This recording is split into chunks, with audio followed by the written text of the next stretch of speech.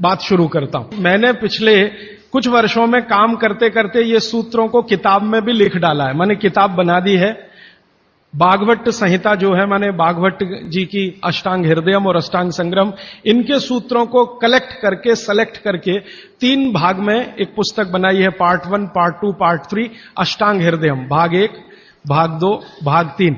मूल लेखक भागवत जी हैं। मैंने सिर्फ सिलेक्शन किया है और सिलेक्शन के साथ आज के हिसाब से उसको थोड़ा विश्लेषित किया है। जैसे मैं एक उदाहरण दूं तो आपको मेरी बात समझ में आए।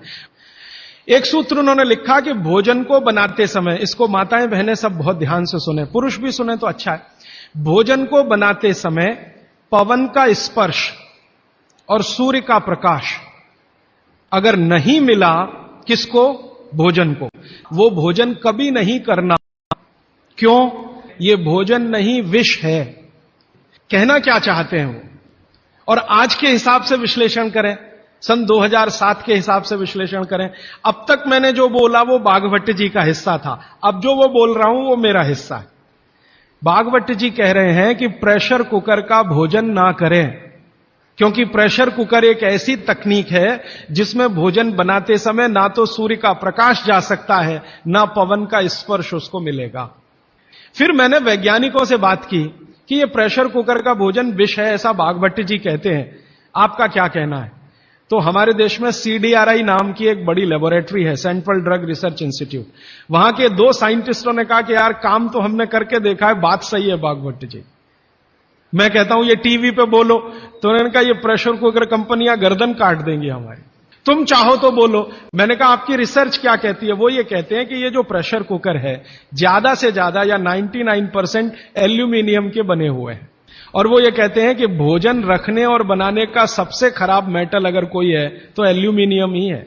18 साल का रिसर्च ये कहता है कि अगर इस एल्यूमिनियम के प्रेशर कुकर का खाना बार बार आप खाते जाओ तो गारंटी है कि आपको diabetes, asthma, TB, arthritis, bronchitis भी होने की पूरी संभावना है, और सबसे ज्यादा टीबी होने की संभावना है। तो उन्होंने कहा 48 बीमारियों को हम डिटेक्ट कर चुके हैं जो प्रेशर कुकर के खाने से ही होती हैं। और उन्होंने कहा सबका जीवन कम होता है और जीवन की शक्ति कम होती है, प्रतिकारक शक्ति कम होती है और रोग बहुत जल्दी उनको आते हैं। मैंने ये तय किया कि पता करो कि ये एल्यूमिनियम कब से आया, तो पता चला 100-125 साल पहले आया। कि अंग्रेजों की सरकार का जो पहला नोटिफिकेशन आया एल्यूमिनियम के बर्तन बनाने का, वो जेल के कैदियों के लिए ही आया, और उनका यह तय हुआ था कि जेल के कैदियों को एल्यूमिनियम के बर्तनों में ही भोजन दिया जाए, क्योंकि ये सब भारत के क्रांतिकारी हैं और अंग्रेजों को इन्हें मारना है। उस जमाने में आप जानते हैं जेल में कोई भी होता था तो वो क्रांतिकारी होता था। भगत सिंह हो या उधम सिंह, चंद्रशेखर हो या अशफाक उल्ला, राजेंद्र नाथ लाहिड़ी हो या ठाकुर रोशन सिंह, ये सब तो क्रांतिकारी थे जो जेलों में जाया करते थे अंग्रेजों के जमाने। इनको जानबूझकर एल्यूमिनियम के बर्तन में ही खाना देना है ताकि ये जल्दी मरे या मरने की स्थिति में आ जाए। तो समझबूझकर अंग्रेजों की सरकार ने एल्यूमिनियम के बर्तन इस देश में इंट्रोड्यूस किए। अब परिणाम क्या हुआ? अंग्रेज तो चले गए, लेकिन जेलों में आज भी ये नियम चल रहा है कि भोजन एल्यूमिनियम के बर्तनों में ही दिया जाएगा। और अब मुश्किल ये हो गई है कि वो जेलों से हमारे घर में आ गया, और हमारे घरों से ज्यादा गरीबों के घर में आ गया। ज्यादा गरीब लोगों के भोजन तो सारे एल्यूमिनियम के बर्तनों में ही बन रहे हैं, और वो बेचारे बिना जाने बूझे ट्यूबरकुलोसिस और अस्थमा जैसी बीमारियों के शिकार हो रहे हैं। मैंने उदाहरण के लिए आपको समझा दिया कि प्रेशर कुकर का भोजन नहीं करना, क्योंकि ये जहर है। एक और चीज है अपने घर में, रेफ्रिजरेटर, और एक तीसरी चीज है अपने घर में, माइक्रोवेव ओवन। इसमें भी सूर्य का प्रकाश नहीं जा सकता, पवन का स्पर्श नहीं हो सकता। मतलब सीधा सा ये है कि आधुनिक तकनीकी से बनी हुई चीजें जो हमारे घरों में आई हैं पिछले 15-20 वर्षों में, भागवत जी के अनुसार इनमें रखा हुआ पकाया हुआ भोजन विष है, तो ना करें। आप कहेंगे जी हम तो करेंगे, हम तो छोड़ नहीं सकते प्रेशर कुकर को, हम तो छोड़ नहीं सकते रेफ्रिजरेटर को, हम तो छोड़ नहीं सकते माइक्रोवेव ओवन को, क्योंकि इसमें भोजन से समय बचता है। तो मैं उनसे पूछता हूं ठीक है समय बचता है, तो बचे हुए समय का क्या करती हैं? तो ज्यादातर माताओं बहनों का उत्तर है सास भी कभी बहू देखते हैं। और फिर मैं जब उनको समझाता हूं कि ये जो आपने आधा घंटा या 1 घंटा समय बचाया भोजन पकाने में, ये आपका घंटों घंटों हॉस्पिटल में खराब कराएगा, तब नेट रिजल्ट क्या? वही 0 का 0। प्रेशर कुकर एक ऐसी टेक्नोलॉजी है जो खाने को जल्दी पकाती है, ये है सीधा सा मतलब। अब खाने को जल्दी पकाने के लिए ये प्रेशर कुकर क्या करता है, जो भोजन आपने उसमें अंदर रखा है पकने के लिए उस पर, और जो पानी डाला है आपने भोजन पकाने के लिए उस पर अतिरिक्त दबाव डालता है। ये है प्रेशर। प्रेशर माने दबाव। और ये अतिरिक्त दबाव कहां से आता है?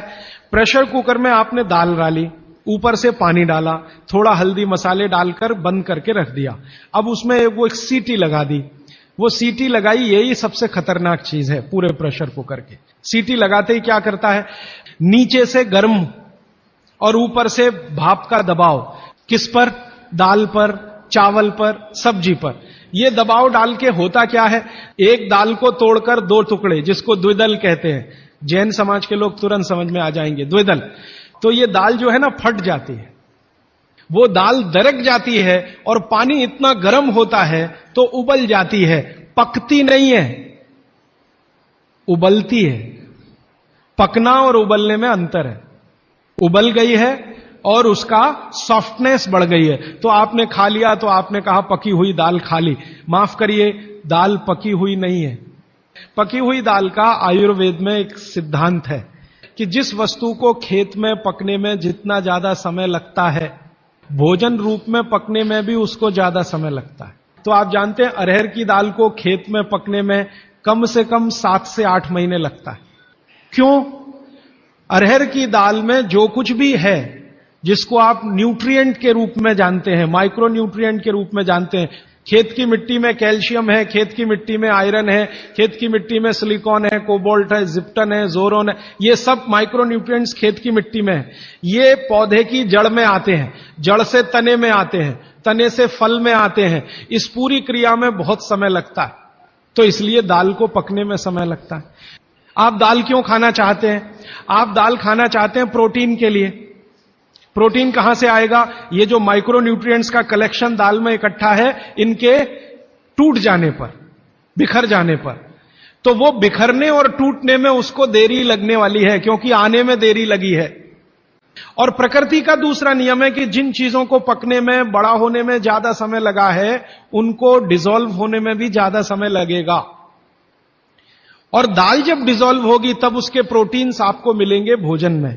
इसीलिए आप दाल खा रहे हैं, ताकि आपको प्रोटीन की कमी पूरी हो। कुछ विटामिन्स आपको चाहिए, कुछ प्रोटीन्स आपको चाहिए, कुछ और दूसरे अंश आपको चाहिए। तो आयुर्वेद का नियम बिल्कुल सीधा है कि दाल ज्यादा देर में पकी है तो घर में भी ज्यादा देर में पके। अब मेरे समझ में आया कि हमारे पुराने लोग जो बुजुर्ग थे वो कितने बड़े वैज्ञानिक थे।